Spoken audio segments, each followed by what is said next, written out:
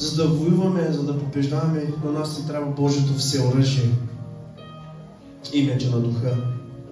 А как ще използваме меча на духа, ако ние не знаем как да се сражаваме и да воюваме? Не можеш да вземеш един меч и ако не знаеш да го използваш,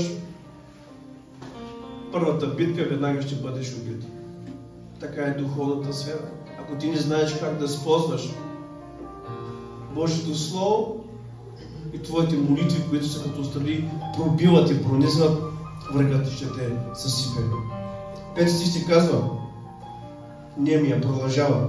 Моля ти се, Господи Боже, небесни велики и страшни, Боже, който пазиш завета и милост към тези, които те обичат, изпълняват Твоите заповеди.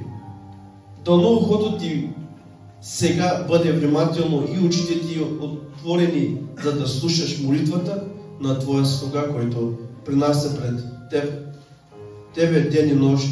Твоите слуги, израелтяните, и като изповядаха греховете на израелтяните, с които сме се грешили пред Тебе, и аз и бащиния ми дом сме се грешили пред Тебе. И установяваме каква беше причината Иерусалим да бъде съборен. Поради това, че те почнаха да следват други богове. Те имаха зло, имаше грях в тях. И Бог допусна врагът да ги атакува, да ги засипе, да ги изтрине, да ги изгори и да събори портите. И виждаме Немия, той се изповяда грехът си на своите братя. Казва, моля ти се, Господи, бива застъпен за своите братя, за грехът им. Казва, моля ти се, Господи, прости грехът им, които не спазвахме Твоите заповеди, се грешихме против Тебе. И казва, моля те, както аз, така и бащиния ми дом, да ни простиш. Немия иска от Бог прошка за народа си и за баща си и за себе си. Моли Бог да прости за тях. Това е причината. Грехът е причината, където врагът да те засипе, да те стрине и да те разруши. И ако ние разискваме, разрешаваме, стените, които паднаха в Исус Навиев, те паднаха стени на коравосърдечие, стени, където имаше прегради, да имат взаимоотношения с Бог, стени, които бяха коравосърдечни, които се надигат против познаването на Господа. Но виждаме тук стените в Иерусалим паднаха.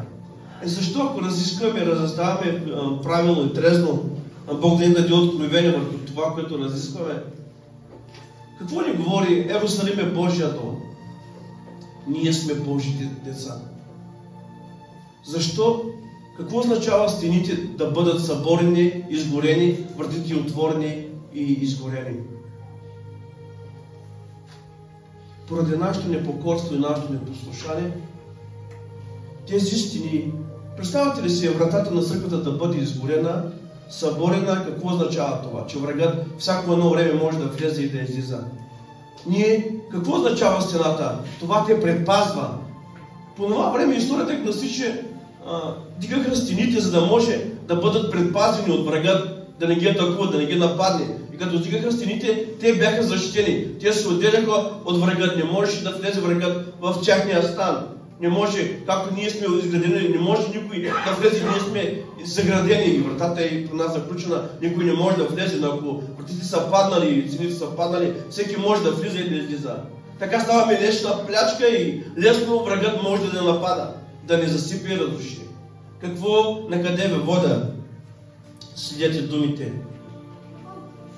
Днес врагът може да събори стените в твоя живот, стените в твоето семейство. Врагът може да събори стените, детето ти да не бъде послушно, детето да се разгневи и да се кара с тебе. Може с ръка или свекърва да няма разбирателство с врагът, да ги краде и да засъсипва, да ограбва, понеже какво се казва в Евангелието на Йоан 10 идва да открадне, да погуби. Това се стреми. Ако ние позволиме грехът ни и непокорството и непослушание довеждат до там, че врагът да не напада, Врагът влиза в домът ни и ние между имаме мирът от Господа. Той превзема членовете от семейството ни и се обръща срещу тебе. Почваш между имаш Божият мир, ти имаш съкрушение, имаш проблеми, имаш твоя живот се подлага в трудности, в изпитание, претърпяваш загуби, претърпяваш скърби, претърпяваш отчаяние и много други неща, тогава, когато ти не биваш покорен на Господа. Стените много лесно могат да падат и вратите си изгорят, тогава, когато ти ставаш лесна пляшка за врагът. И ние се чудиме, какво става, Господи, защо тези неща допускаш да се случат в нашето семейство? Защо нямаме разбирателство? Защо нямаме единство? Защо не можем да живеем един нормален живот? Врагът използва детето ти, като ги краде, ги засипва и унищожава. Той скача да се бие с родителя, непокорен, непослушен. И обратното може да използва всеки член от твоето семейство. Той е, който връзва и да ги настройва срещу тебе. И да нямате разбирателство, да нямате единство, да те ограбва, да те засипа. Какво е твоето грабване? Това е твоето духовно, като ти нямаш мир. Винаги имаш проблеми. Винаги ти създава проблеми.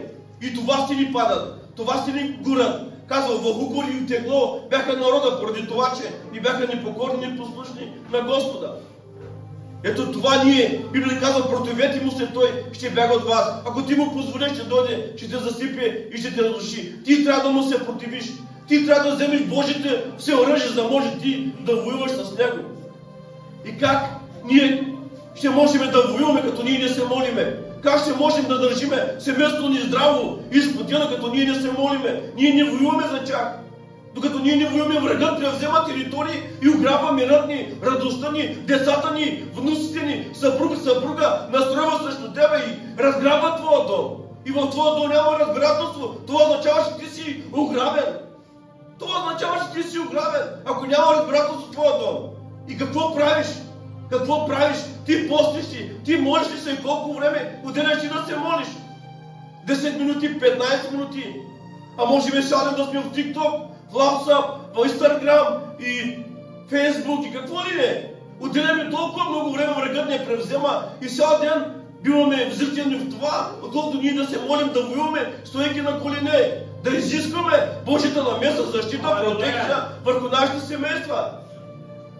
И казваме, Господи, защо това допускаш да дойде скръбно в семейството ми? Защо това допускаш да дойде отегло в семейството? Защо това допускаш да има отчаяние в семейството ми? Причината е ясна.